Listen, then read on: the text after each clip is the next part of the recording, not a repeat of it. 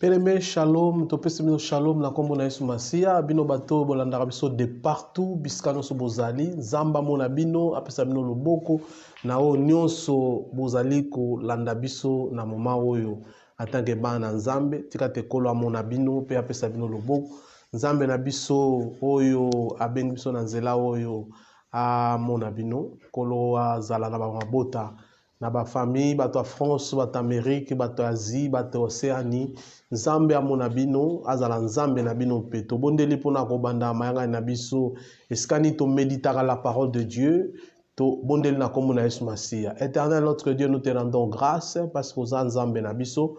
To tikete na tango oyo nzambe o to zala liboso pona ko méditer ta parole comme ba chrétien, comme ba disciple, afin que toi ba kozala bato bazali ba homme fait bazana ba stade na stature parfait ayo Yesu. Zwa lokumu kembo pe banda na biso kino na suka na kombo na Yesu Masia. Shalom, shalom, shalom bana nzambe, shalom ba yekoli na Biblia, shalom bandeko nyonso balandaka biso de partout biskano so bozali, tika ete nzambe na likolo amona bino, apesa bino loboko po ete bozali bana na tata, bana na royaume, ba citoyen du ciel, ba o nyonso bandimi kozala ba yekoli na Yesu Masia. Encore une fois, shalom, bien-aimé tozo banda méditation na biso ya lelo sur la puissance de la parole de Dieu.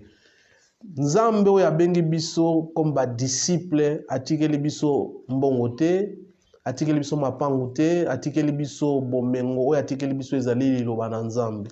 Liloba na Nzambe eza na pouvoir, eza na puissance oyo ezo permettre biso toyeba ko vivre na yango. Soki toko respecte kaka liloba na Nzambe, nde tokozala na nyonso tozala ngo posa na kati na bomoi na biso, nde toko vivre lokola ba chrétien balingi ko vivre, pe tokozala ba oyo bakozala vraiment na mabongo na Nzambe. Encore une fois, shalom, totangi Bible na kombo na Yesu Masia, na mukanda na Jean chapitre 6 verset nango 51. Totangi boye, je suis le pain vivant qui est descendu du ciel. Si quelqu'un mange de ce pain, il vivra éternellement. Moutono soit bengue disciple bien-aimé dans le Seigneur, aza moutono Seigneur à comprendre son maître. Ce qu'on comprend l'enseignement à Christ comme Seigneur et Sauveur, ne place qu'on comprendre que te maître a bengi ngai a bombelanga secrété. Ayebisanga nyonso singa na sengeli na sala. C'est important, bien-aimé, en tant que disciple de Jésus, de comprendre une chose dans ta vie, que Christ a Christ a c'est sa parole. Et na katina lobanaye, na Jean chapitre 6, verset 51, bien-aimé, Christ azoloba, il est le pain de vie vivant. C'est pain oyo et koufa te. Le pain de vie vivant o ekiti e uti likolo ekiti pona bato. Na muto nyonso akolia lipa ya bomoi ako vivre éternellement. Donc, en tant que disciple bien-aimé dans le Seigneur, l'unique nourriture o ekoki permettre ngai na vivre lokola mwana Nzambe, na continuité éternelle na kati na bomoi na nga, c'est de manger Jésus comme le pain vivant na kati na bomoi na ye. Voilà pourquoi banaye koyebisa na Jean en Matthieu chapitre 4 verset 4 abanaye koyebisa diable alobita au diable azo mekaye après avoir jeûné 40 jours et 40 nuits. Et diable a qui est mabanga lobiso za mwana Nzambe transformer mabanga oyo na lipa potolia. Et Jésus lui a répondu, l'homme ne vivra pas du pain seulement, mais de toute parole qui sort de la bouche de l'Éternel. Cette parole est de Christ. Pour Moukana, Jean chapitre 1er, alors, au commencement était la parole. Et la parole était avec Dieu. Et la parole était Dieu. La parole est descendue sur les siens. Bien aimé, l'unique puissance de la parole de Dieu est intérêt nabiso comme des chrétiens. Il y a qu'à comprendre que cette parole que Jésus nous a laissée, c'est une puissance, c'est les atouts. Il y a nyoso toko koluka na kata bomo ya ndimi. Mais ce qu'on comprend de puissance, il y a la parole. Moi, oyo papa bongisi nyonso pona tina na ye. Abombi nyonso pona tina na ye matikeli parchemin. La parole de Dieu pour nous comme disciples de Jésus, c'est le parchemin où Seigneur soit bonheur, c'est le parchemin où Seigneur retrouver notre Créateur, c'est le parchemin où Seigneur soit succès, c'est le parchemin où Seigneur soit réussite na katina biso. Tout le blanc sur le pain. Le pain de vie bien-aimé, poto zwango le pain normal oyo eyaka na mesa poto lia to somba bakati to lia lipa wana vento ekoma lipa babanana ko zwa graine ko lona yango fo ekufa graine ya lipa ya sembi ya graine ya farine ba chena liboso na mabele avant ekoma na farine graine wana fo ebota ba graine mususu ekufa na mabele. C'est ce que Christ a fait. Il a porté offense, souffrance, les péchés pour y akoma pain de vie, pour qu'il donne la vie na bato. Et c'est là qu'il y a memana ba charge na biso. Et c'est là qu'il y a ndimana no liwane kulusu. Et c'est là qu'il akamatana nu ba makamu na biso amema yango bien-aimé. La puissance de la parole de Dieu réside de ce que Christ a fait pour Natina Nabiso. C'est important, Seigneur, de comprendre, bien aimé, que Jésus, le vrai pain de vie, il a été écrasé, bien aimé, par le poids de nos péchés. Andimaki, poids wana ya péché, comme yango na montagne ya Gethsemane. A transpiré qui même de grimaud de sang bana ko bima tango ki liwe komi pembeni ba grimaud de sang et comment ko bima sa transpiration et comment ki makila pour juste à comme le pain de vie na Golgotha bien-aimé.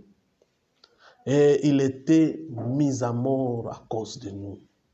Après ça, nous avons le pain de vie qui nous donne la vie véritable, c'est Jésus bien-aimé. Il y a dans un la vie qui va se prolonger jusque dans l'éternité. Christ a compris non seulement cette vie naturelle, mais cette vie éternelle. Voilà pourquoi l'oubli, je suis le pain vivant qui est descendu du ciel. Si quelqu'un mange de ce pain, il vivra éternellement. Bien aimé, l'unique vie éternelle pour nous, rien que par Jésus-Christ, notre Seigneur et Sauveur. C'est lui qui est le pain de vie. Jean chapitre 6 verset 35 alobi, je suis le pain de vie. Celui qui vient à moi n'aura jamais faim. Mais c'est le pain de vie.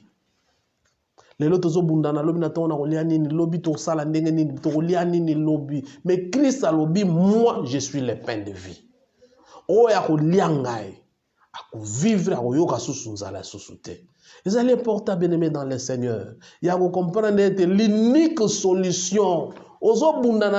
Si tu connaissais la vérité, si tu connaissais celui qui te parle, en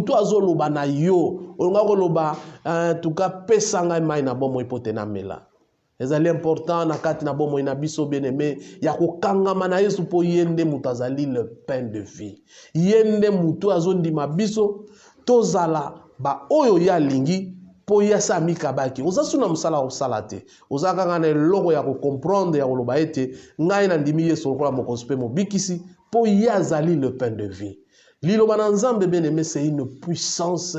Oyo Yesu atikeli biso, la puissance de la parole de Dieu. Kaka kondima Christ lokola mokonzi pe mobiksi na kati na bomo inayo, bien-aimé dans le Seigneur, okokoma mutoyo akoyoka lisusu nzala te. Nzalo tozolobela bien-aimé, ezali nzala ya fufu te, ezali nzala ya biloko akolia te, mais ezali nzala oyo ya la parole de Dieu kati bomo inayo. Eloko ezozanga mutu na kati na vie na ye, ezali liloba na Nzambe. Liloba na Nzambe ezali nyonso. Yango nde commandement o Nzambe atikeli biso. Eza na esika mosusu toto koyeba Nzambe kaka na liloba na ye. Liloba na ye nde ezopesa biso bomoi. Liloba na ye nde ezosala ete tokozala ba disciple, tozala bana Nzambe, bayekoli na Nzambe, balandi na Nzambe, bato bazali kolanda Nzambe. Kaka na liloba na Nzambe koyoka kaka bien aimé dans le Seigneur, nyonso yo zoluka eza na kati ya liloba na Nzambe. On a beau t'arrêter, eza liloba na Nzambe nem te kangola. La Bible dit, si le Fils de l'homme vous affranchit, vous serez réellement libre. Ozana posa liberté, yoza ya kokangama. Ozana posa ozala libre. Liloba na Nzambe comme ça mutu libre. Kaka liloba na Nzambe, souci ya Nzambe pona biso eza nini? Na 1 Roi chapitre 19 verset 7. Nzambe azorebisa Eli tellement lia pour soko lete oya kolemba. Vie na biso spirituel, souci ya Nzambe azate tazato za bakisimi na kati na bomo na biso. Les chrétiens, on appelle chrétien ayebi liloba na Nzambe taza chrétien te bien-aimé. Un chrétien esengeli azanali liloba na Nzambe katikati na ye. Un chrétien aza mutu ami kabi alobi ete ngai fona vivre Nzambe katikati na vie na ngai. Voilà pourquoi Christ a moni la foule dans Matthieu chapitre 8 verset 2 à 3. A moni foule, Bible lobi atondi na compassion alobi bo pesa bango biloko akolia. Mutu ayebi nzala ya malamu, besoin na yo eza Nzambe. Ayebi ke soko yebi liloba na Nzambe, puissance eza na kati na liloba na Nzambe, okoyeba nini o eza bonzambe, nini o Nzambe alingaka, nini o Nzambe asepelaka nango. Wana tango yo koyeba yango, okotikala mwana Nzambe na kotambola na droiture.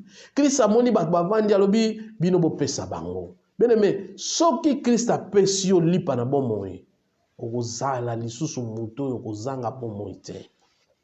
Po ye aza lipa, soko le yango, ya koti kati na yo, a contaminer yo la vie éternelle. Ezali tellement important, ya koyeba, comprendre liloba na Nzambe. Mais ndenge nini tokoki kotanga liloba na Nzambe. Po yango ndeza puissance. Et là, la puissance de la parole de Dieu, bien-aimé, ezo wuta likambo liboso na kotanga liloba na Nzambe. Kotanga liloba na Nzambe personnellement. Kozala kaka te muto bazo tanga liloba na Nzambe yo lobaka ba amen. Il faut méditer la parole personnellement. Au comprendre la puissance de la parole de Dieu, yomoko, il faut le méditer personnellement. Quand tu lis, bien-aimé, la parole de Dieu va te parler. Et lobela yo directement. Voilà pourquoi dans Proverbe chapitre 22 verset 19, Bible Zoloba, je vais t'instruire aujourd'hui. Oui, c'est toi. Pourquoi? Quand tu lis personnellement liloba na Nzambe, ozotanga liloba na Nzambe yo moko oko se retrouver. Et liloba na Nzambe banako instruire yo ndenge nini kotambola na nzela na Nzambe. Ndenge nini okoyeba kozala na Nzambe wana. Ndenge nini okoyeba kosimba na Nzambe wana. Mais si tu ne lis pas la parole de Dieu, ndenge nini okoyeba ba précepte Nzambe. Soko zo méditer la parole de Dieu te. Ndenge nini okoyeba Nzambe alingi nini pona yo. Lelo Osée azoloba na biso chapitre 4 verset 6 azoloba mon peuple périt faute de connaissance. Liloba na Nzambe soko zo tanga yango bien-aimé okoma na connaissance ya liloba na Nzambe et ko permettre ozwa instruction ndenge Nzambe alingi otambola. Azoyebisa Josué après avoir Moïse kokufa alobi pour avoir le succès Josué. Olingo zwa succès Moïse azalaki nango. Olingo telema ndenge Moïse a telemaki. Bien-aimé, liloba na Nzambe c'est un atout. Oh, soko zakati nango, tu auras des succès. Voilà pourquoi Dieu dit à Moïse, yebisa Josué avant kende, pour qu'il puisse avoir du succès, pour qu'il puisse avoir du réussite, et Seigneur a médité cette instruction jour et nuit. Nous devons lire la parole de Dieu. Bien-aimé, surtout autant la parole de Dieu, oh bunga.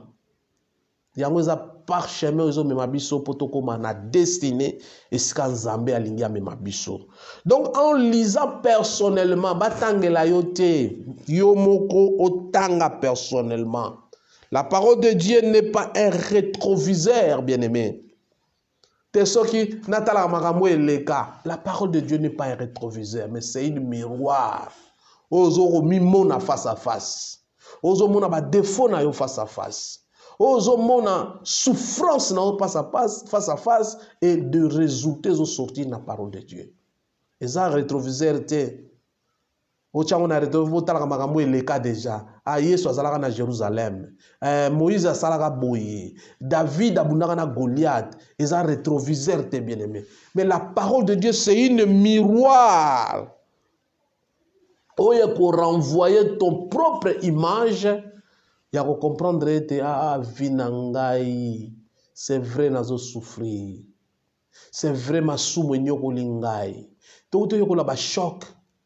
Les chocs, so mutazo tamula na commandement na Nzambe te, akutana ba choc, ba réalité spirituelle. Et yango wana tango yo boy ko kota na iloba na Nzambe, ta la réalité spirituelle nini ko memela yo, okutana ba choc, okutana ba déception, okutana ba séparation, parce que vous êtes rebelles devant Dieu. Nzamba ko protéger yo te, parce que yo yebike ozali rebelle oboy ko to sel iloba na Nzambe. Mais soki ondimi ko la instruction iloba na Nzambe.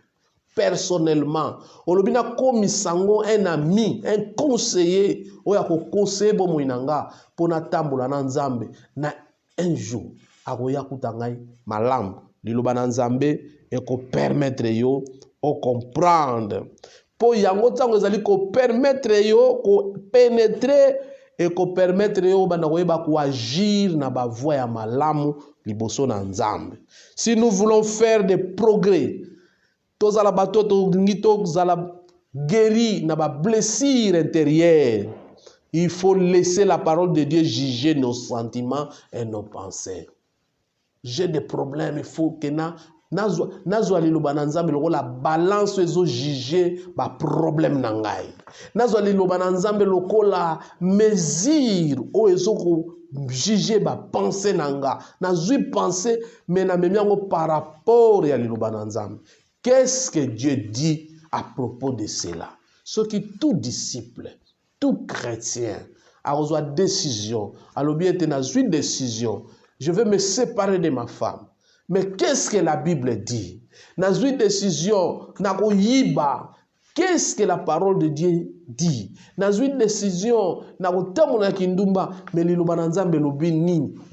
la mesure. Bien-aimé, tu auras des réussites, tu auras des succès. On comprendre que on a frein na kat na bomo inayo. Voilà pourquoi dans Hébreux chapitre 4 verset 12, Bible zolo balabiso, la parole de Dieu est vivante et efficace.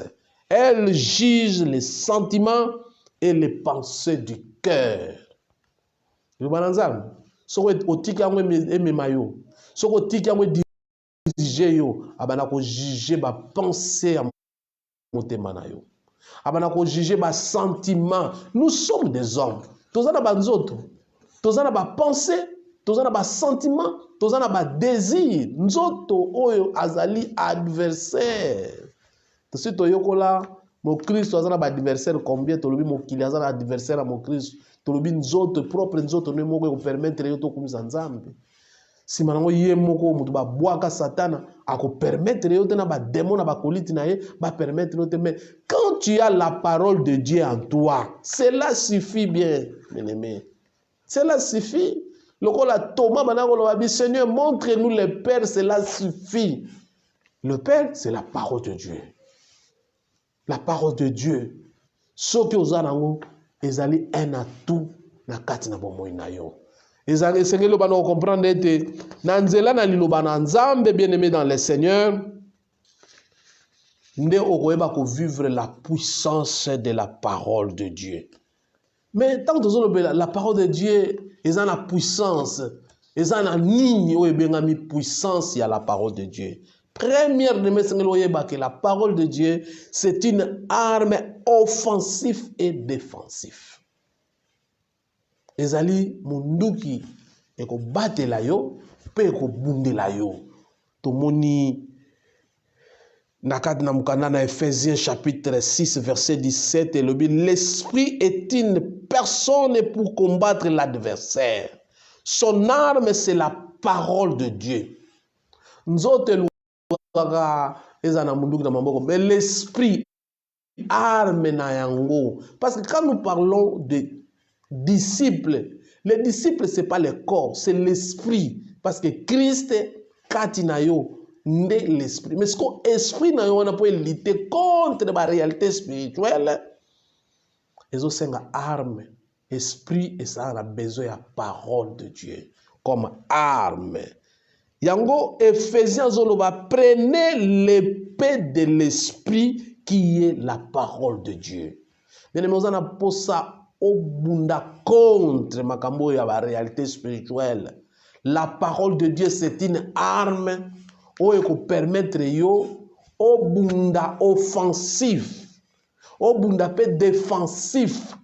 Offensif, nazali ko attaquer. Défensif, makambo ezo ya e kota kati na ngai, mais à cause de la parole de Dieu, oza kati na ngai, na yebi ete nzamba lobi na kotika ngai je, ako abandonner ngati. Maloba wana ezo peso assurance ya ko kangama na Christ comme Seigneur et Sauveur. Liloba na nzambe bien-aimé dans le Seigneur, c'est pour toi. Lokola mukanda ne faisait zolobi, prenez l'épée de l'esprit qui est la parole de Dieu. Oh bien-aimé, l'épée, c'est pour lutter contre l'ennemi. L'épée, c'est pour lutter contre les mondes, les désirs de la chair, contre les problèmes de ce monde. Bien-aimé, les problèmes de ce monde, comme ma biso, to zalaba idolâtre. Mais poto longa ya koboya kozala ba idolâtre. Poto longa koboya kozala kokumisa ba idole. Ya kosalela ba sentiment na biso. Idolâtre ezaka tena za neke konandako. Eloko na linga amin koleka nzambe ezali déjà idolâtre. Mais pour na longa yango, il faut la parole de Dieu, les commandements de Dieu, il faut les 10 commandements par rapport à Christ. Christ a beau ba commandement. Au contraire, Christ a fait l'essence véritable. Il y a commandement bien-aimé dans le Seigneur. Mais surtout dans la parole de Dieu, comment est-ce qu'on peut contre-attaquer ton ennemi? Le Nzambe fait à la base, il y a bon moyen na Nzambe. Chrétien, nous avons médité, au bien ma disciple. Et dans l'école de la parole, nous allons méditer des paroles de Dieu. Nous méditons pour avoir ça sens. Et à comprendre que nous avons besoin de la parole de Dieu. Deuxième fonction, il y a puissance, il y a la parole de Dieu. Elle a une vertu curative. La parole de Dieu, elle a une vertu à biki sabat. Elle est capable de guérir. Quand on a la parole de Dieu, ba maladi ba ko bika soka yoki luba na nzambe. Ya omukana nzambe zoluba, si vous connaîtrez la vérité vous affranchira. O umeli mingi na maladi, o umeli mingi na célibat.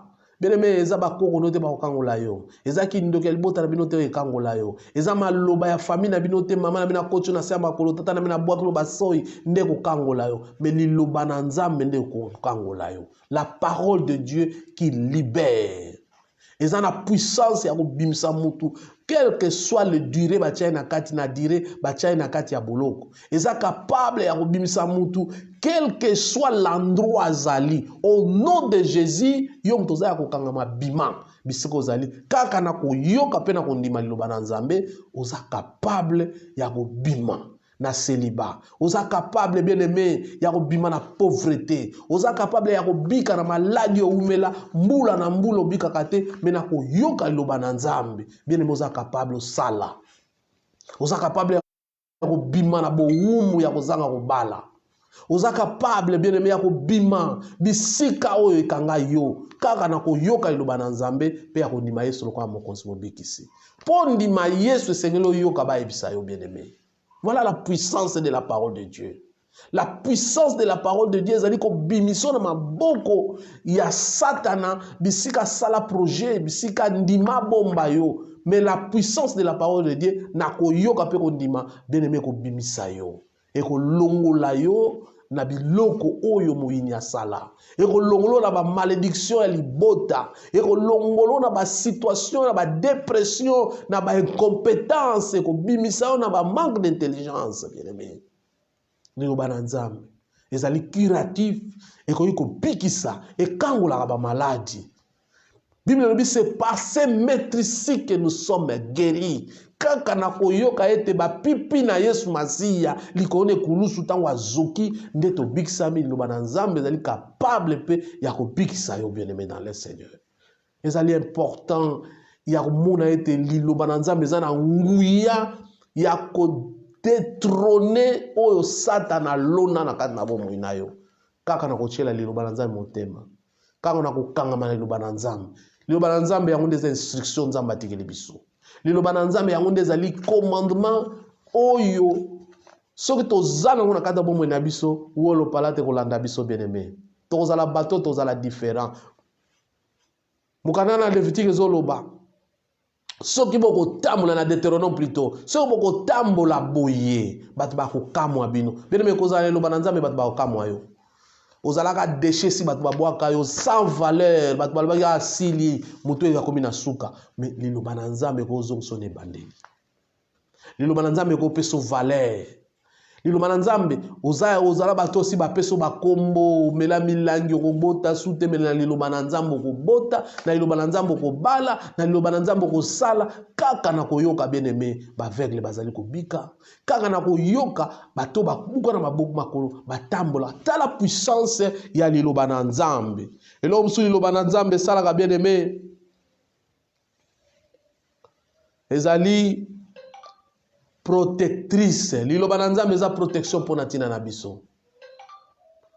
La puissance de la parole de Dieu c'est une protection pour natina na biso. Tant tozali ko bomba liloba na Nzambe ko garder le commandement na katikati na biso. Bien-aimés, nous sommes protégés. Apocalypse chapitre 3 verset 10 elobi parce que tu as gardé la parole de la persévérance. Je te garderai aussi à l'ère de la tentation qui va venir sur le monde. Tala liloba na Nzambe protection nango bien-aimé. La puissance de la parole la muto ya bombi liloba na Nzambe. Na muto alobi ete ngana garder liloba na Nzambe na bomoi nanga. Bien-aimé, l'ère tentation oya na mukili Dieu va te garder aussi. Ako bomba yo. Liloba na Nzambe ezali ko agir plus qu'un vaccin. Tomoni corona ebimiawa. Ebomi bato te. Bato ambongo bazana mbongo bakei. Bato basala kombo bakei. Mais les gens au batiela liloba na Nzambe mutema bazalelo. De pauvres mashkara mutakati ndambo bido ache azotambola. Mais lokola banga Nzambe. Lokola za instruction. Lokola yebi liloba na Nzambe. Quel que soit mu pepe ya corona. Tant corona bimi, ba mindele ba vandi balobi, en tout cas, bazo pesa ba statistique. Balobi Afrique bato ba kufe bele. Po total lolenge bato ba kufi na bato ba na ba possibilité ba moyen ba capacité numéro ya bato ba kufi nombre ya bato ba kufi kuna. Babi na Afrique ba aussi là. Mais Dieu nous a protégés à cause de sa parole. À cause ya parole na ye, à cause ya croyance tozana ngepai na ye, à cause ya liloba na Nzambe tondimelaka malgré ya kotambola lokola ba boité. À cause de cette parole, Dieu nous a protégés. Bien-aimé, la parole de Dieu c'est une protection dans ta famille. Et quand tu mets la parole de Dieu dans ta vie, olobiete ngana zo ndimela liloba na Nzambe, ngana zo kangama na Nzambe, ngana zo landa Nzambe, ngana ko vana na Nzambe, biloko ya loba, ngana ko tosango. Bien aimé, nous avons vu des gens, ba comment déjà ba lambo, les gens au bana ko espérer, bazo kufa, ba tika na mikola ko tanga, balobi wana sili, mais liloba na Nzambe zo saka batu. Le bananzambe lobi même les esclaves ba matanga mpunda et le prince bazo tamula na makolo tomoni yango pa Mardoché bien-aimé un esclave mais à cause ya ko bomba le bananzambe à cause ya uzana instruction ya Nzambe bien-aimé chef abanite mona na sama belé et Mardoché le kola mpunda le bananzambe ko latso bilamba esika olate lamba te bien-aimé le bananzambe en tant que disciple, bien-aimé, vous êtes différent. Vous vivre gloire, si vous êtes universitaire, vous vivre. à cause de la parole de Dieu. Nzambe azoyebisa Josué ozokatisa Jourdain à cause ya mandement nazotombola yo lelo nakotalisa na mokili ke yo za munene à cause de la parole de Dieu. Donc nous devons prendre la parole de Dieu koyeba ete c'est une puissance na mutu notre tchela mutema soko tcheli lo bananza mutema bele moko za la confondre te bandumba babala bandoki babongo na mutema bassassin bakoma ba pasteur ba magicien à cause de la parole de Dieu batika magie bakufa te Satan ba moko tika bakufa mais à cause de la parole de Dieu batika bakufa te nzambe onoko tchele mutema te bien-aimé nzambe onoko loba te azala nzambe na yo oya pesi ba mandement abina pesi lo mususu te kaka liloba na nzambe lilobo kaka nzambe pesi biso eloko te atikili biso eloko te azo kufa lobi na kotika bino lokwa ba orphelin te je vous laisse ma parole kaka liloba na nzambe Église azane eloko mususu te soki ezaka liloba na nzambe te. La force de l'église, la force d'un chrétien, la force d'un disciple, la force à yomondimi, c'est la parole de Dieu. Et quand tu le mets en pratique, bien aimé, on peut vivre différemment. Vous connaîtrez la vérité vous affranchira. D'ailleurs, c'est pour la Jean Lobi, à ceux qui l'ont réussi, à ceux qui l'ont réussi, ils seront appelés quoi? Ils vont devenir enfants de Dieu. Ta vie ancienne est passée et voici toute chose est devenue nouvelle. Dans le bien aimé, la sorcellerie n'a pas la puissance. Kaka na liloba na nzambe ki ndumbe za na puissance te esika babenga yo ndumbe esika babenga yo muyibi mais l'air yo yoki liloba na nzambe na liboso na nzambe bien aimé dans le Seigneur nzamba zo tangelo suma bunga wana ta mukolo moko te liloba na nzambe bien aimé l'instruction de Dieu azana ba kombo ebele yango mo to benga ngo le commandement yango to benga ngo l'instruction yango to benga ngo parchemin yango to benga ngo richesse o nzamba apesi biso lo mususu te apesi biso ka liloba na ye soko kotosa liloba eska muku ezanga musuni bene me bato bakokamwa yo bakoloba non to ndimaka te muto yo bien aimé soko kutani na Yesu oko changer aza muto a changer ka bato alors je suis à la porte et je frappe si quelqu'un attend ma voix il ouvre sa porte j'entrerai, je mangerai avec lui, je souperai avec lui. Ce qui vous a attaché tenangai, tout ce que vous allez faire, donc nous devons être attachés à nous. Christ a un posa, yazalanzete, biso tozala betap, attaché à lui. Pour nabota fruit. Vous avez poso bota, vous avez poso bala, kangama eloba na nzambe. Vous avez poso sala, o umeli, o compliqué, vie comment compliqué. O yebakate o banda wap. Je t'invite bien aimé à recevoir Christ qui est la parole de Dieu. Nakata bo moina yo. Pour mon changement. Tous on quelque chité pour comprendre quatrième arme où ils ont permettre la parole de Dieu, la puissance de la parole de Dieu. Tous on tel ça. Comment est-ce que la parole de Dieu c'est une puissance na muto azondi mango na muto andimi yango ezo tourner arme efficace oyo eza ko protéger oyo eza ko guérir oyo ezali curative pe oyo ezali arme offensive pe défensif liboso na ye bien-aimé dans le Seigneur. La parole de Dieu est ko bomba yo liboso ya masumu moi lo bananzambe e bombo liboso ya masumu. Lokola Mukana Psaume chapitre 119 verset 11 lobi, je serre ta parole dans mon cœur afin de ne pas pécher contre toi. Olingyo sumukate bien-aimé dans le Seigneur. Bana otanga lo bananzambe. Bana ko serrer la parole de Dieu na kati ya motema na yo pote obungate. Bana ko serrer la parole de Dieu dans ta vie pour être la parole de Dieu et protégeant contre les péchés. C'est parce que tu ne lis pas la parole de Dieu. Mais c'est parce que tu ne connais pas la parole de Dieu. Mais si on la parole de Dieu, on comprend que Christ a vaincu tout. Christ a combattu na suka, a longa nyonso. Et ça ne l'autre côté na kombo na yesu koyi côté le mela. liloba na nzambe. Bien-aimé, tozo chité. Liloba na nzambe, bien-aimé, ezali clé ya bonheur durable, pe clé ya réussite vrai. Moi liloba na nzambe, ezali clé oyo ezo permettre bonheur ekotala bomoi na yo. Eza clé oyo ya réussite, olingo réussir vrai. Ozo vrai bonheur, c'est dans la parole de Dieu. Lokola mukana na Psaume chapitre 1 verset 1 à 3 le Bible. Heureux l'homme qui trouve son plaisir dans la loi de l'Éternel et qui la médite jour et nuit, tout ce qu'il fait réussit. Olingi makamune sa etambulaka malamu. Osimba na gauche bongi, osimba na droite bongi, atozi nguba ya basakombi banote kokomi na basaki. Obani na musala ya oteka ta pondo fongoli compagnie. Bien-aimé, méditez la parole de Dieu jour et nuit.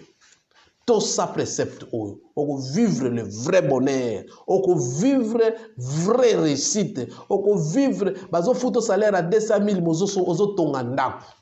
Bazo futa au salaire à 100 000 mais ozo koka kolesa bano du 1er au 30.